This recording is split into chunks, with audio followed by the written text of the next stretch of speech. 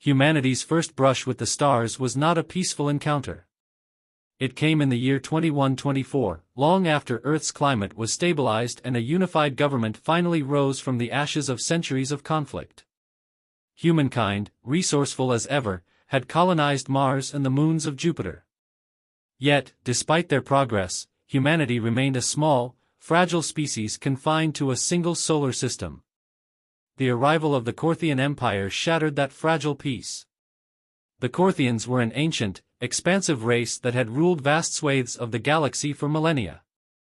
They viewed Earth as little more than an unclaimed backwater ripe for exploitation. Their ships appeared without warning, descending on the solar system in a storm of shimmering energy signatures. The United Earth Defense Fleet scrambled to respond. Captain Amelia Kane, a seasoned officer, stood aboard the Dauntless, the fleet's flagship.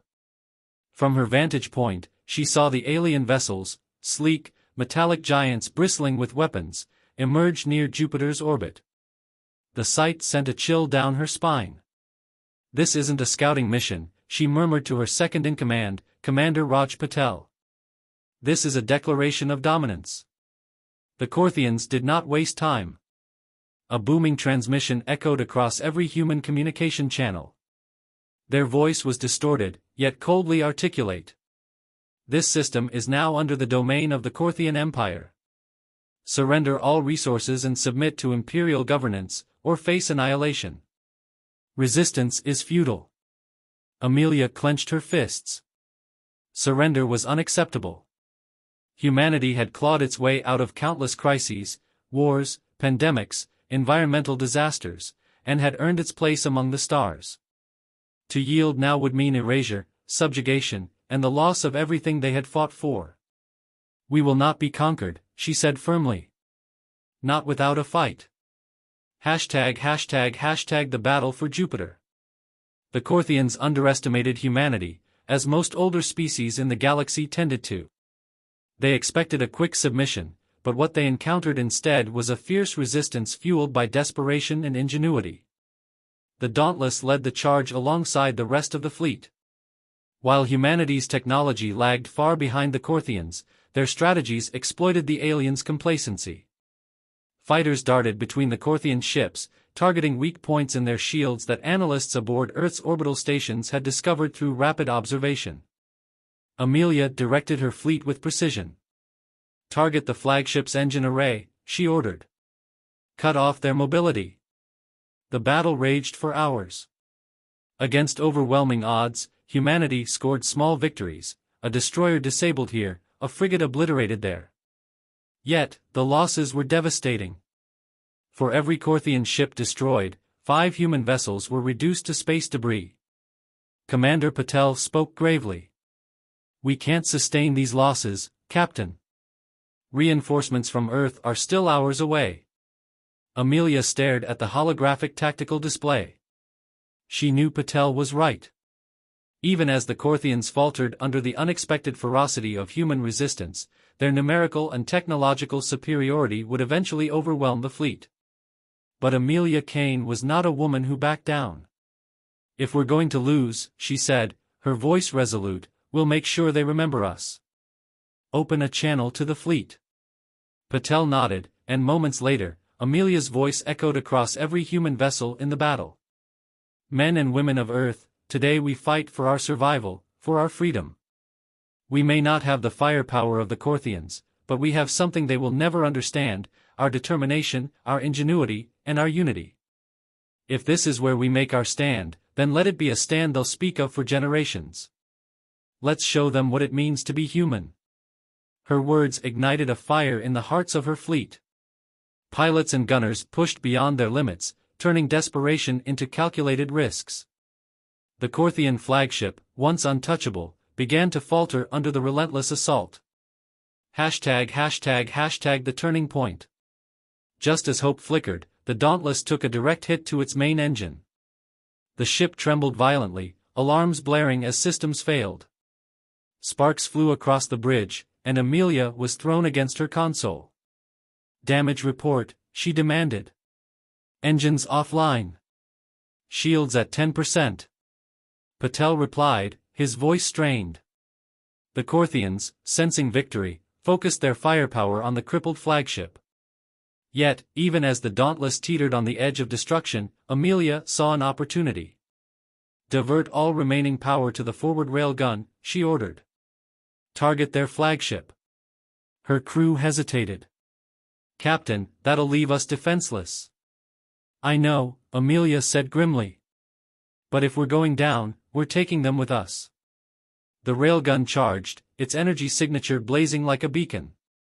As the Corthians closed in, the Dauntless unleashed its final shot, a blinding lance of energy that pierced the Corthian flagship's core. For a moment, there was silence. Then, the Corthian vessel erupted in a massive explosion, the shockwave scattering their fleet. Amelia slumped back in her chair as the Dauntless drifted, powerless. "We're not done yet," she whispered. The aftermath of the battle for Jupiter was a grim reflection of humanity's precarious position. Of the 50 ships in the United Earth Defense Fleet, fewer than a dozen remained functional. Captain Amelia Kane and her crew aboard the crippled Dauntless clung to life, awaiting rescue. The Corthian fleet had retreated for now, licking their wounds after the destruction of their flagship. But no one aboard the Dauntless believed the victory was permanent. Humanity had won a single battle, not the war. As Amelia floated in the flickering remnants of the Dauntless' bridge, she reviewed the scant intelligence her tactical officers had gathered during the battle. Data streams from disabled Corthian ships had been intercepted moments before they self-destructed. The alien code was dense, but fragments of it hinted at something intriguing. "Captain," Patel said, his voice carrying a mix of exhaustion and urgency, "we've decrypted part of the Corthian flagship's databanks. You're going to want to see this." Amelia straightened. "What did we find?" Patel's face was grim as he displayed a holographic map. It showed not just the Sol system but dozens of others, all marked with glowing indicators. Most bore the insignia of the Corthian Empire, but a few were marked differently, smaller, isolated. "These aren't just imperial systems," Patel explained. "These are worlds they've conquered, and others where resistance still exists." The revelation sent a ripple of hope through the bridge crew. Humanity wasn't alone. Other species had fought the Corthians and survived. Amelia leaned closer. "If we can find these resistance groups, we might have allies." Patel hesitated. "There's more.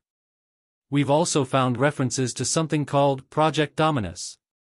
It's in their central archives, but the details are encrypted beyond our current capabilities. Whatever it is, it's important enough to warrant heavy security." Amelia frowned. "A secret Corthian project, protected even from their fleet commanders. If we can figure out what it is." Patel nodded. "It could be the key to turning the tide." ####a desperate gamble. Back on Earth, the Unified Council debated the next steps. The battle for Jupiter had shaken humanity to its core.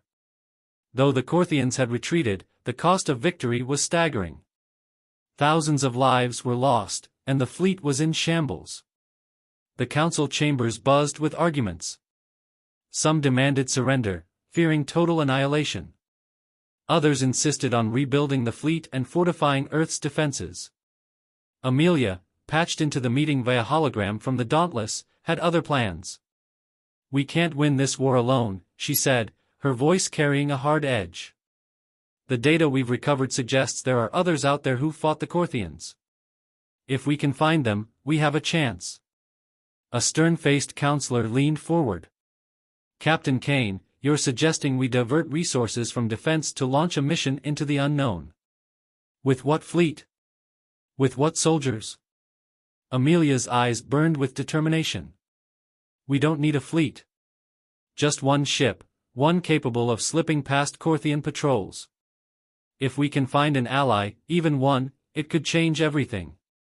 The council deliberated for hours, but in the end, desperation won out. Humanity needed hope, and Amelia's plan, risky as it was, offered a sliver of it. ###the mission. The Dauntless was too damaged to serve, but the Odyssey, a stealth-equipped exploration vessel, was prepped for the mission. It was smaller, faster, and capable of cloaking against most Korthian sensors. Amelia volunteered to lead the expedition, along with Patel and a hand-picked crew of scientists, engineers, and soldiers. Their destination was a system marked in the Korthian database, Arathon 6, an isolated planet where resistance forces had reportedly repelled an Imperial invasion decades ago. As the Odyssey prepared for departure, Amelia addressed her crew. "Today, we step into the unknown," she said. "Not just for ourselves, but for every soul on Earth. If there's a chance we can find allies, or learn the Korthian secrets, it's a risk worth taking. Whatever happens, know this, humanity has never backed down before, and we're not starting now." The crew saluted, their faces a mix of fear and resolve. ###the journey. The Odyssey slipped into the black void of deep space, its stealth systems engaged. The journey to Arathon 6 took weeks, during which the crew worked tirelessly to analyze the Korthian data. Patel and his team uncovered fragments of additional intelligence, hints of infighting within the Empire, and cryptic references to a species known only as the Forgotten. As they neared Arathon 6, tensions ran high. Long-range scans revealed the remnants of an orbital battle. Wreckage from both Korthian and alien ships drifted like ghostly tombstones around the planet. "We're not alone out here," Patel muttered. Amelia gave the order to descend. The Odyssey slipped through the atmosphere, its sensors scanning for signs of life. What they found was both awe-inspiring and sobering. The surface of Arathon 6 was littered with the ruins of advanced cities, their spires broken and scorched. Yet, amidst the devastation, there were signs of activity, hidden outposts and underground networks shielded from Korthian detection. "This is it," Amelia said. "If there are survivors here, we need to find them. They may be the key to humanity's survival." The crew prepared for first contact, unsure whether they would be met with open arms or hostile weapons. But one thing was certain, the path to defiance had begun, and there was no turning back. The Odyssey descended through the thick atmosphere of Arathon 6, its hull groaning as it cut through the turbulent skies. On the surface below, the remnants of ancient cities lay scattered across the landscape like broken teeth. The planet had once been home to a highly advanced species, but the scars of war were everywhere. Arathon 6 had been a target of Korthian aggression for decades, and its population had been decimated in the struggle for survival. Amelia Kane stood at the helm of the Odyssey, staring out at the desolate world below. The weight of the mission hung heavy on her shoulders. They were no longer just looking for allies, they were looking for hope. "Prepare for landing," she ordered, her voice steady despite the uncertainty. "Keep shields up until we know what we're walking into." As the ship touched down in a valley surrounded by jagged mountains, the crew disembarked. They were greeted by a barren wasteland, nothing but dust, wreckage, and the lingering scent of burned metal. The silence was oppressive. But Amelia's instincts told her they weren't alone. Suddenly, a series of low-frequency vibrations ran through the ground beneath their feet. A signal, stronger than any human-made transmission, echoed through their comms. The crew fell into a tense silence as the source of the signal became apparent, a large underground bunker, hidden beneath the rubble of what appeared to be a long-abandoned city. "We found something," Patel said, his voice a mix of awe and disbelief. "This signal, it's active." Amelia gave the signal to proceed. The team moved cautiously toward the bunker, their footsteps muffled by the dust and debris. The entrance was concealed, nearly indistinguishable from the rest of the ruins. Yet, as they approached, the ground shifted, revealing a hidden hatch. "Stand back," said Sergeant Mira Yates, the team's lead security officer. She input a series of commands into a nearby terminal, and with a low rumble, the hatch slowly opened. Inside was a vast underground complex. The lights flickered to life as they entered, revealing rows of advanced technology, much of it unfamiliar to the human eye. But most striking of all were the figures that emerged from the shadows, the survivors of Arathon 6. They were not human. The inhabitants of this world were a tall, lithe species with dark, chitinous skin and bright, luminescent eyes. Their features were elegant, almost regal in appearance, yet their faces bore the marks of years of hardship and war. Their clothing was simple, but the technology around them spoke of an advanced civilization. These were the last remnants of Arathon SX's once proud people, the resistance that had fought the Corthians and survived. "Who are you?" one of them asked, their voice deep and melodic. Amelia stepped forward, meeting the alien's gaze. "I'm Captain Amelia Kane of the United Earth Defense Fleet. We've come to ask for your help." The alien's eyes flickered with recognition, or perhaps disbelief, before they nodded. "You are not the first to come seeking aid. But you are the first to be brave enough to approach. ####an uneasy alliance." The resistance, led by a figure named Arden, had been battling the Corthians for centuries. The Corthians had invaded their world and Arden was just a child, slaughtering billions in their quest to control the planet's resources. Yet, despite the overwhelming odds, the Erythians had fought back, each generation more determined than the last. Arden was hesitant to trust humans at first. They had heard whispers of the Corthian Empire's cruelty, of their genocidal tactics and their ruthless conquests. They had seen civilizations fall before the Corthian war machine, and humanity's brief battle in the Sol system seemed like little more than a skirmish in comparison. "We know your struggle," Amelia said earnestly. "We fought the Corthians for the first time just months ago. And we won. But we can't do this alone. We need your knowledge, your resources, and your strength. If we're going to take the fight to the Corthians, we need to unite." Arden studied her for a long moment, his glowing eyes narrowing. Finally, he spoke. "You speak with conviction. But words alone will not convince us. Show us what you are capable of." The Erythians agreed to test the humans, to see if they were worthy of forming an alliance.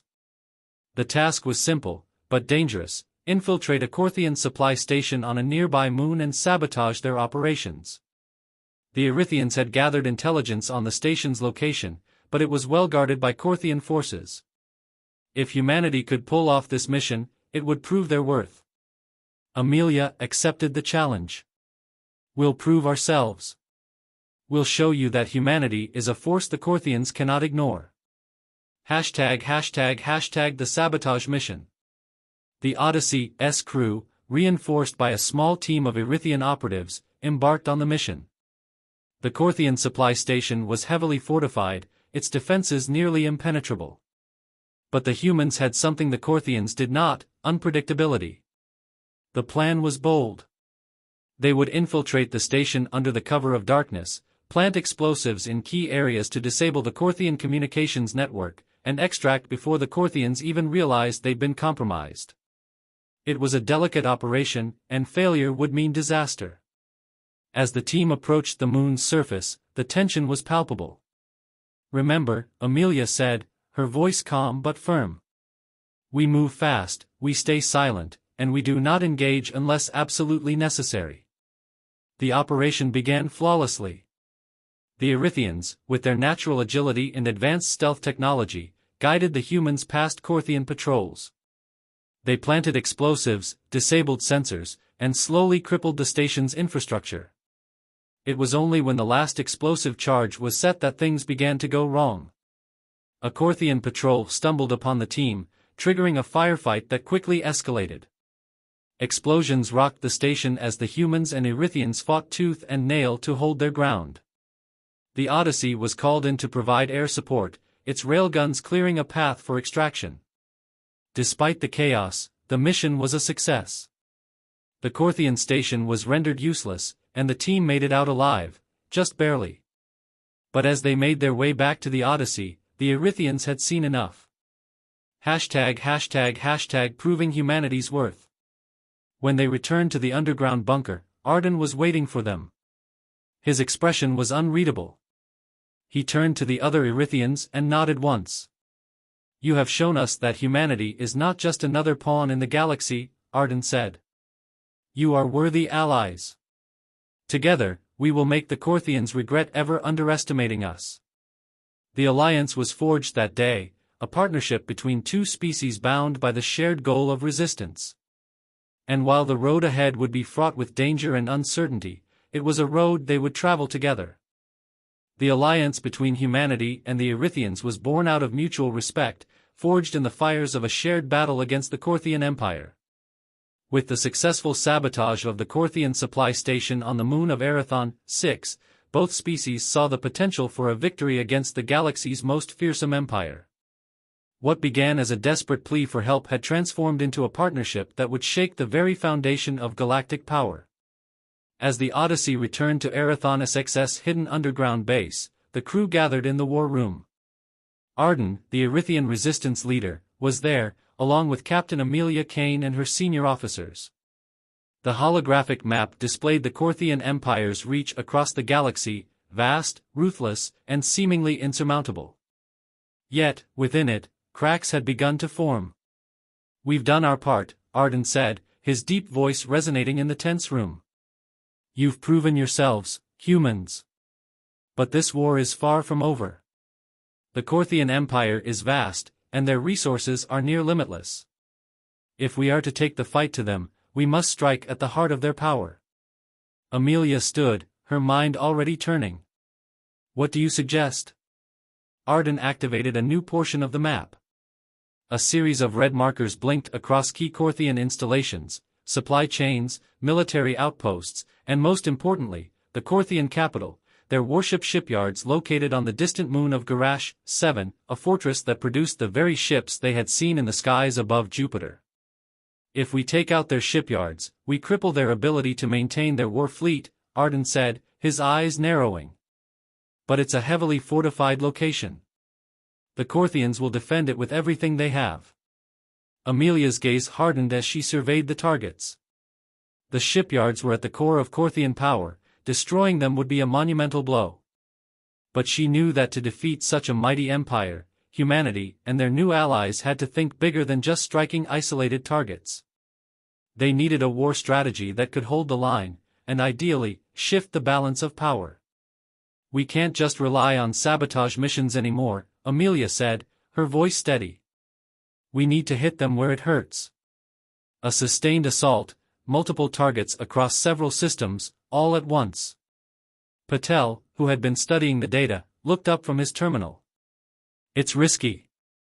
If we spread ourselves too thin, we could be overrun." Arden nodded in agreement. "A divided force is a weak force." "But we don't have the luxury of time," Amelia countered. "Every day we wait, they grow stronger. We need to disrupt their supply chains, take out their fleets, and scatter their forces. We need a multi-pronged attack." The room fell silent as the weight of her words settled in. The scope of the mission was massive. Yet, the path ahead was clear: humanity could no longer fight as the underdog. To become a galactic power, they had to act decisively and with overwhelming force. The Korthians had underestimated humanity before, and that mistake would cost them dearly. ###the plan, a decisive strike. For the next several weeks, the Alliance worked in secret to prepare for the greatest military campaign humanity had ever undertaken. The Odyssey would serve as the flagship, coordinating the efforts of both human and Erythian forces. Ships were repaired, weapons were upgraded, and the human fleet, what was left of it, was reinforced by Erythian technology. The operation was ambitious. The plan would span across 3 phases. 1. Phase 1, Decoy Strikes, a series of calculated assaults on Korthian supply outposts and communication relays. These would be swift, brutal, and designed to distract and confuse the Korthian war machine. The goal was to pull Korthian forces away from their most crucial locations, drawing them into false engagements. 2. Phase 2, Strategic Assaults. With the Korthians distracted, the United Fleets would move in, targeting Korthian strongholds across key systems. These would include a direct assault on Garash 7, the Korthian shipyards, to cripple their ability to manufacture new warships. Smaller resistance factions would strike at Korthian colonies and military bases across the galaxy. 3. Phase 3, the heart of the Empire. If Phase 2 was successful, the final phase would see the United Forces push into the Korthian heartland itself. A direct strike against Korthian homeworlds, perhaps even targeting the very Korthian Emperor. It would be the final gamble, destroy the Empire or face complete annihilation. To prepare for Phase 1, Captain Kane was entrusted with leading a daring mission to the Korthian-controlled planet of Varn 3. A small human fleet, aided by stealthy Erythian ships, would infiltrate Korthian defenses and sabotage key infrastructure that would create chaos across the Korthian supply lines. Varn 3, the first target. Varn 3 was a mining planet, resource-rich and strategically important to the Korthian Empire. Its loss would disrupt the flow of raw materials needed for the war effort. It also housed several key communication hubs that coordinated military operations across the Empire's outer systems. As the Odyssey and its strike force approached the planet, Amelia's heart raced. This mission was no longer just a test of strength, it was the first step in humanity's fight to reclaim the galaxy. It was make or break. "We're about to make history," she said, turning to her crew. "Remember, we're not just fighting for survival anymore. We're fighting for the future." The operation began under the cover of darkness, the ships moving through the planet's atmosphere undetected by Korthian radar. Stealth technology, combined with expert planning, allowed the human and Erythian forces to bypass several Korthian patrols.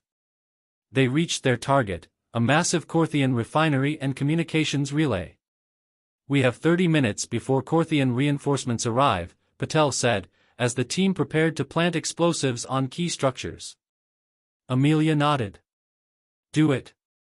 Let's send them a message they'll never forget." The explosion that followed was cataclysmic.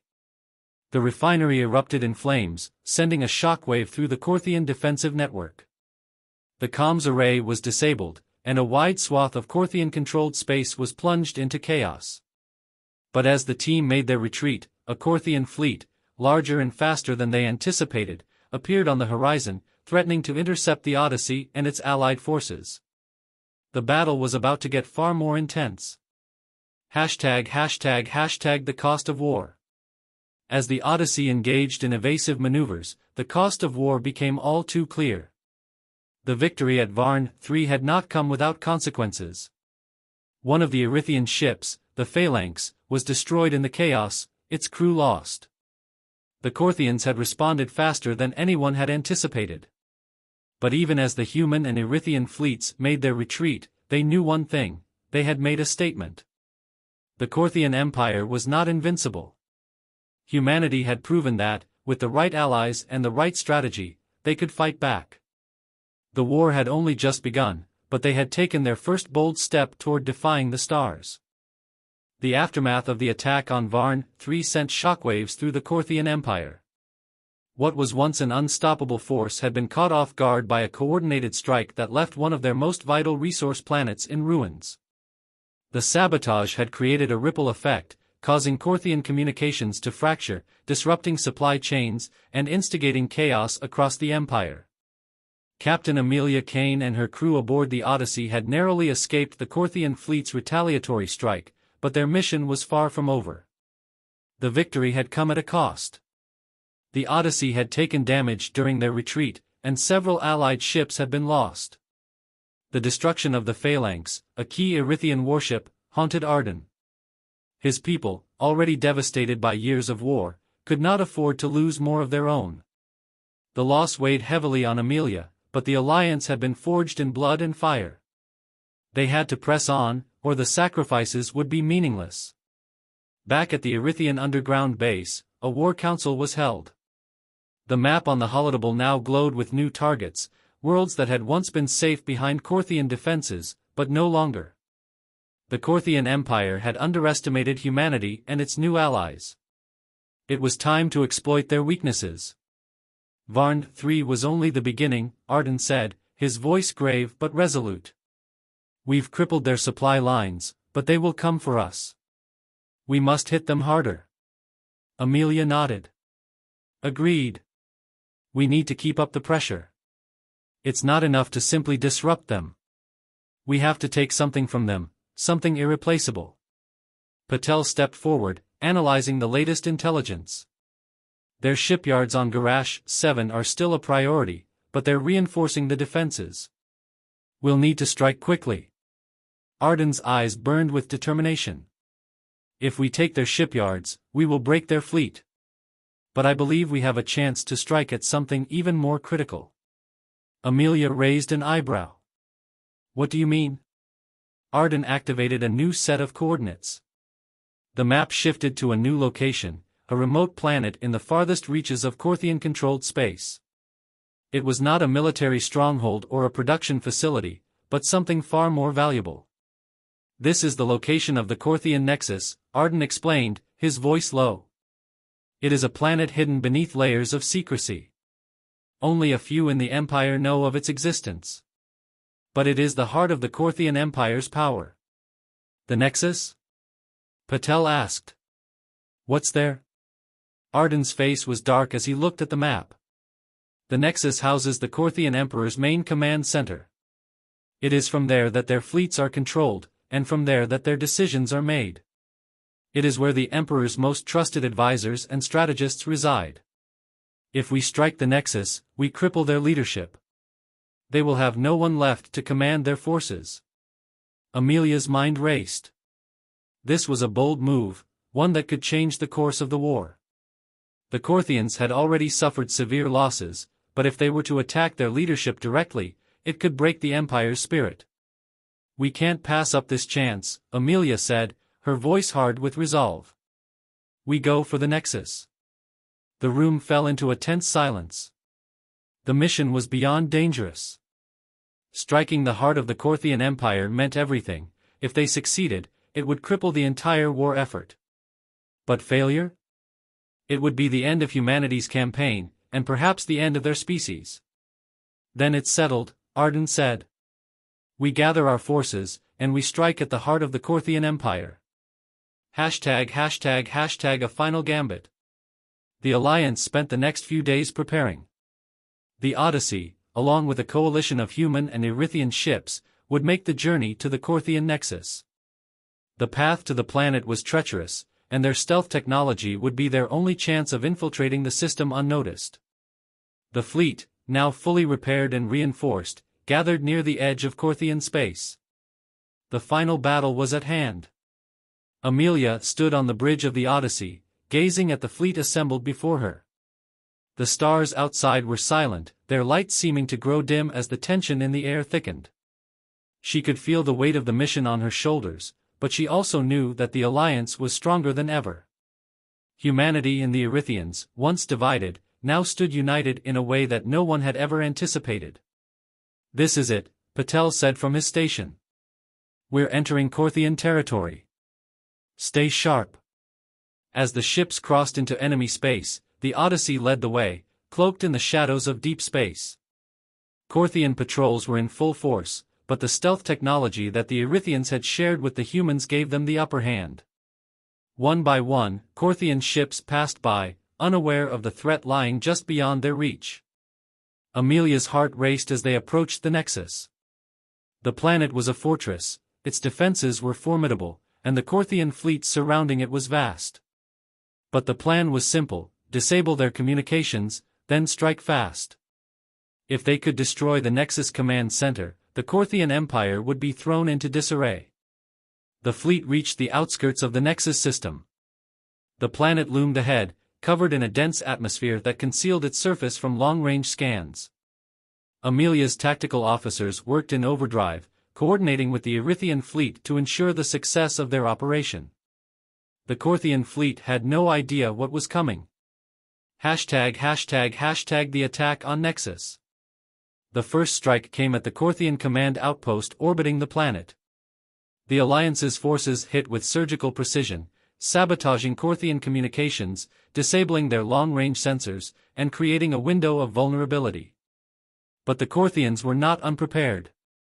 The moment the attack began, the planet's defenses activated, sending waves of Corthian ships in all directions to repel the assault. The battle was fierce and immediate.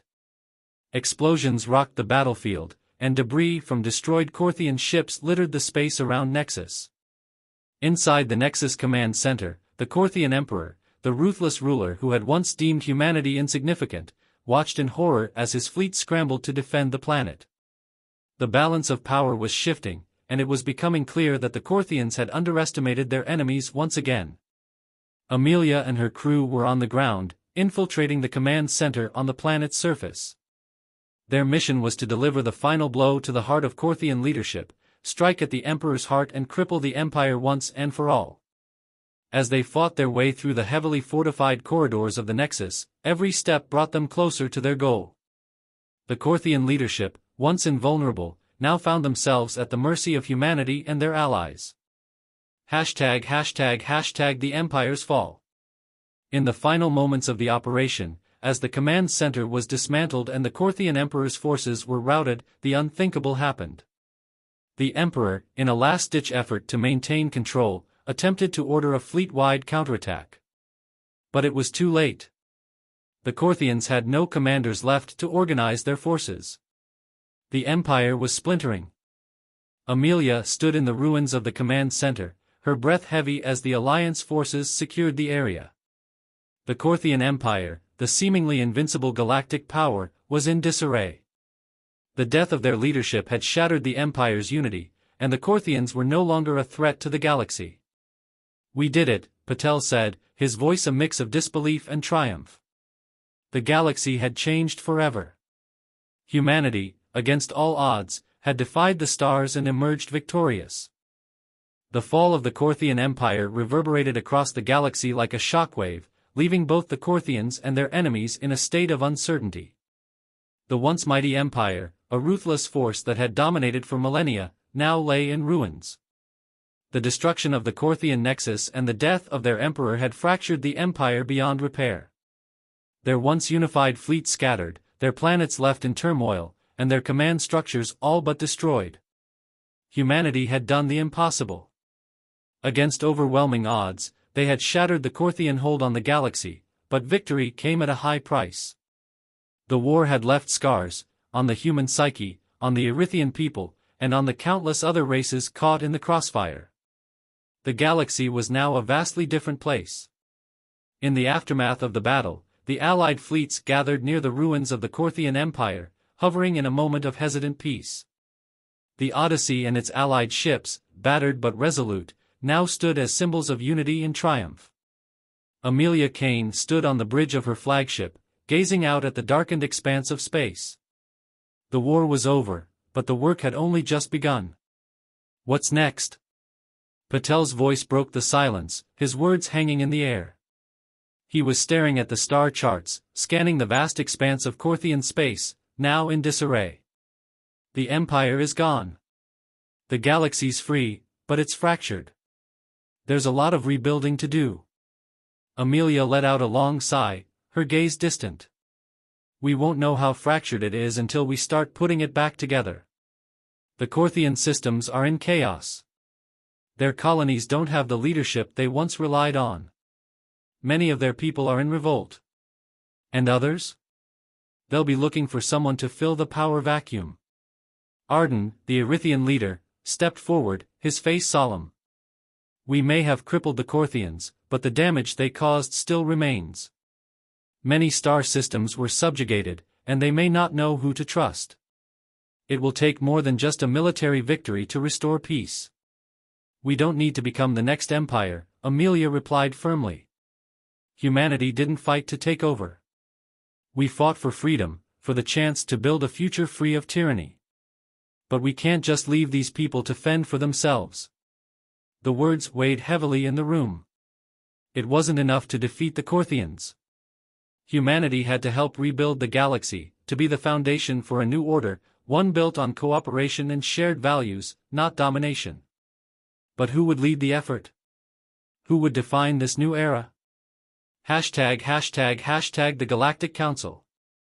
In the weeks following the collapse of the Corthian Empire, a historic summit was called, a gathering of the most influential species and factions that had risen to prominence during the war. Representatives from humanity, the Erythians, and the various liberated star systems would meet to form the foundation for a new intergalactic order. Amelia, despite her military background, found herself in the midst of this new political frontier. The Odyssey was no longer just a warship, it had become a symbol of the unification of disparate peoples. The question now was not only how to rebuild, but how to govern in a galaxy that had known only war for so long. The summit took place on the neutral moon of Tyros, 8, a world chosen for its isolation and strategic position at the crossroads of Korthian, Erythian, and human space. The moon's vast open plains were transformed into a grand hall, where hundreds of representatives, diplomats, and military leaders gathered to determine the fate of the galaxy. Amelia, Arden, and Patel arrived alongside their delegation. The air was thick with tension, the weight of their victory still settling into the galaxy's collective consciousness. Humanity had fought for a place at the table, and now they had to prove that they could be a force for peace. The Galactic Council convened in a vast, dome-like structure, where the representatives of various systems took their seats. There was no singular leader, no singular voice. Instead, the room was filled with a cacophony of arguments, proposals, and accusations. The Korthians, who had once ruled over this council, were no longer present. Their once thriving empire now lay in ruins, leaving an enormous power vacuum. Some delegates, especially those from the outer colonies, wanted to seize the opportunity to declare independence, free from any central control. Others, particularly the more established powers, called for a new governing body to ensure stability. Amelia sat at the front, listening to the chaos around her. She had expected this. After all, the Korthians had always ruled with an iron fist, and their fall had left everyone scrambling for position. But now, it was humanity's time to shape the future. "I've heard your arguments," a voice cut through the tension. It was Arden, standing up to speak. "But we cannot let this moment slip by. We cannot allow the mistakes of the past to define the future. The Korthian Empire thrived because it imposed its will upon the galaxy. If we build a new order based on domination, we will only repeat history." He paused, glancing around the room. Humanity, for all its flaws, has proven that it can stand against tyranny. We must not follow the path of the Korthians. Instead, we must build something new. A council of equals.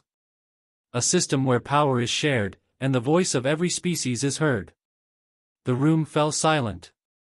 Arden's words hung in the air like a beacon, challenging the old way of thinking.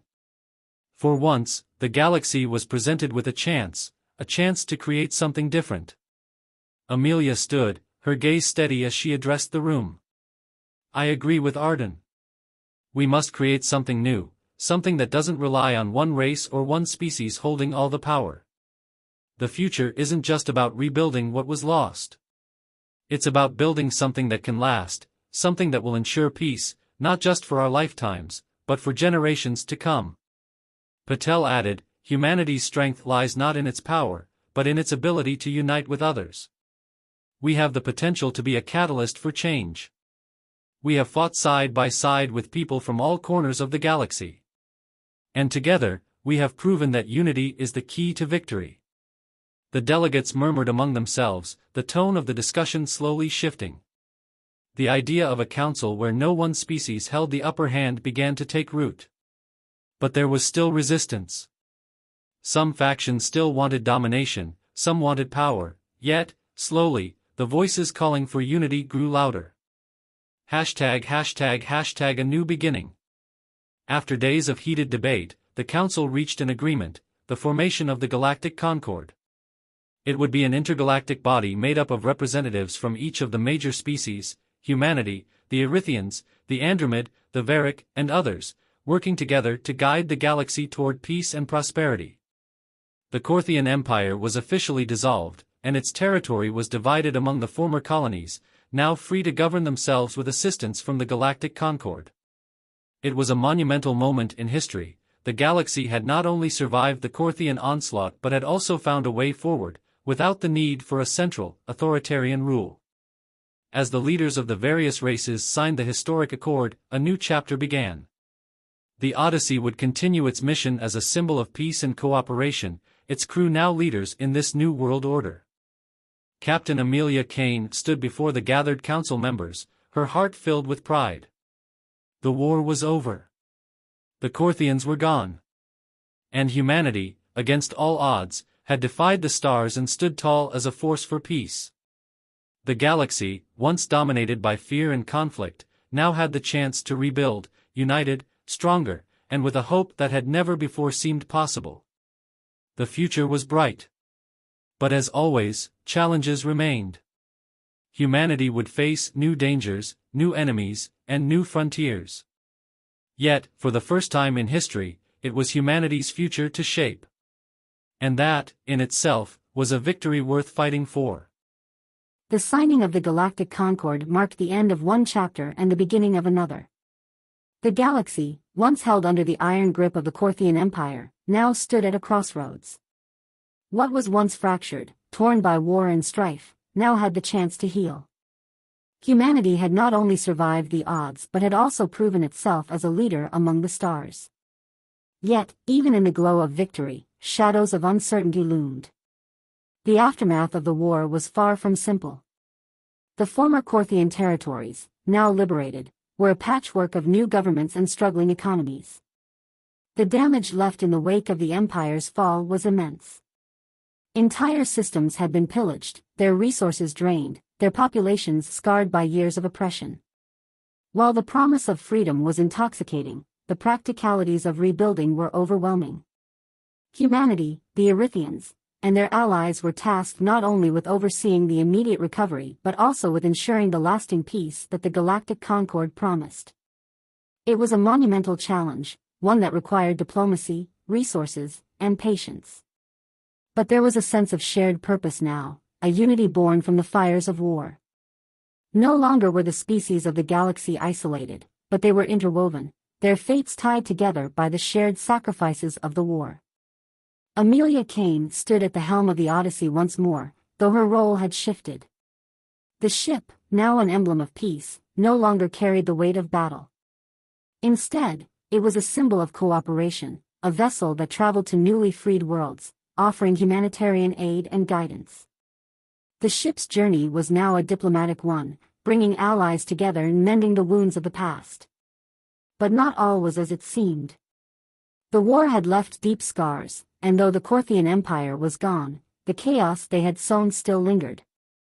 Criminal syndicates, remnants of Korthian loyalists, and power-hungry factions sought to fill the void. The promise of freedom came at the cost of instability, and the galaxy's new leaders were learning quickly that peace was not simply the absence of war, it was a delicate balance, one that required constant vigilance. #### The rise of the new powers. The most significant challenge came from within the Galactic Concord itself. Not all the species were content with the new structure, and some felt that humanity, having played a decisive role in the war, was now the de facto leader of the galaxy. A faction of the Andromed, a highly intelligent species known for their vast network of neural technology, began to question the direction of the Galactic Concord. They argued that humanity's aggressive rise to power, fueled by its military triumph, had left it with too much influence.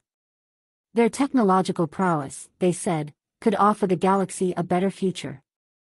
They pushed for an increased role in the governing body, one that would put them at the center of the decision-making process.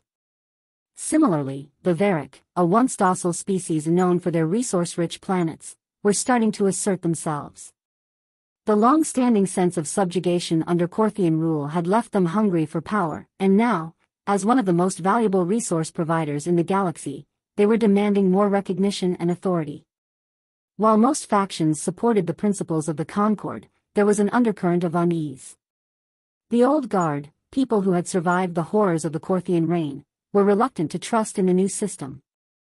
The very idea that a single governing body could unite all the galaxy species, each with their own complex histories, cultures, and ambitions, was a fragile hope at best.